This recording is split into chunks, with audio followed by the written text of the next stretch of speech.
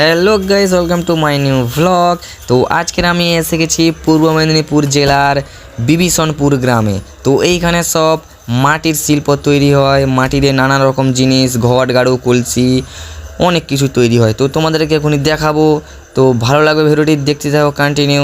চলো ভিডিও করা যাক, স্টার্ট। তো অলরেডি ভিডিও স্টার্ট হয়ে গেছে অনেকক্ষণ থেকেই, তো সরি। তো এই যে দেখো, এগুলো সব দই ভাঁড়, নানা রকম জিনিস ভাঁড় ফাঁড় আছে।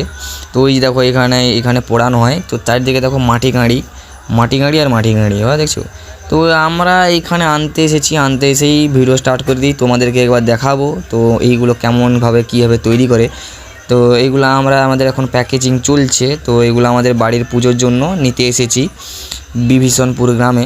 তো অনেকটাই রাস্তা, এখানে প্রায় 1.5 ঘন্টার মতো লেগে যায় আমাদের বাড়ি থেকে। তো এই যে দেখো, এইখানে ধুনোচুর দই ভাঁড় নানা রকম আছে। আরও দূরের দিকে দেখো, শুধু চারিদিকে দই ভাঁড় আর দই ভাঁড়, মনে হচ্ছে দাদুর টাঙ্গা বসে আছে।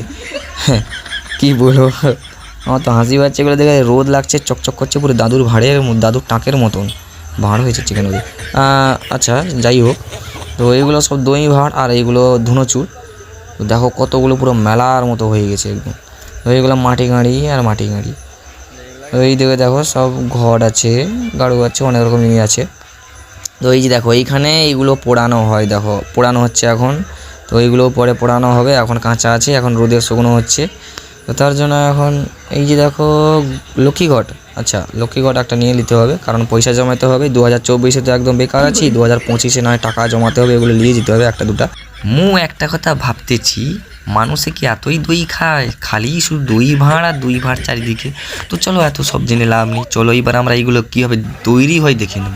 এই যে দেখো, কাকু পোজ দাও দেখি। আহা, কত সুন্দর পোজ দিচ্ছে, দই ভাঁড় তৈরি করছে, সঙ্গে আমাদের দই ভাঁড় মিস্টার।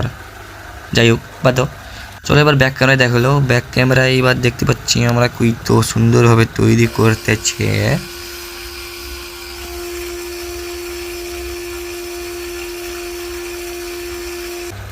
হ্যাঁ, হয়ে গেছে আমাদের একটা ভাঁড়। কত সুন্দর করে, আমি ভাবতেছি কত কষ্ট এগুলো করতে, অনেক দিন ধরেই শিখতে হয়েছে এগুলো। এত পাতলা করে, এত এইটা যে স্মুথলি যে করছে, কতটা বলতে কত দিন ধরে এগুলো শিখতে হয়েছে। এই যে দেখো দাদুর টাক, মানে দই ভাঁড়, হ্যাঁ দই ভাঁড়, কত সুন্দর চকচক করছে টাকের মতন। প্রায় সবগুলোই দই ভাঁড়।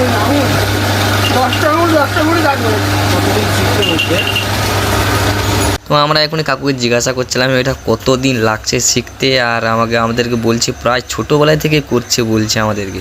তো জানি না। তো এই যে দেখো, আমার দাবু দাঁড়িয়ে আছে। তো অনেক দিন ধরেই এগুলো শিখতে হয়েছে, আর এগুলো যে এত পাতলা করে মাটিতে তৈরি করছে, এটা কিন্তু সত্যি, এটা কিন্তু শেখার কাজ আছে, অনেকই কষ্টের ব্যাপার আছে। তো এটা দেখো কত সুন্দর করে দিচ্ছে। তো এই যে দেখো, মোটর বসানো আছে, মেশিন দিয়ে বিল্ড ভরিয়ে দিয়েছে। আগে ভাই ওই যে চাকা ভরিয়ে দিত, চাকা দিয়ে খালি ঘোরাতে হতো আর করতো। আগে ভাই ওইটাই দেখতে ভালো লাগতো, কিন্তু এখন কি মেশিন দিয়ে করে দিয়েছে, এটা তেমন একটা আমার ভালো লাগেনি। আগে ওই যে চাকা দিয়ে মাজু কত সুন্দর বসে থাকবে, কত সুন্দরই লাগবে। দেখো খপ করে কত সুন্দর করে তাড়াতাড়ি করে দিচ্ছে।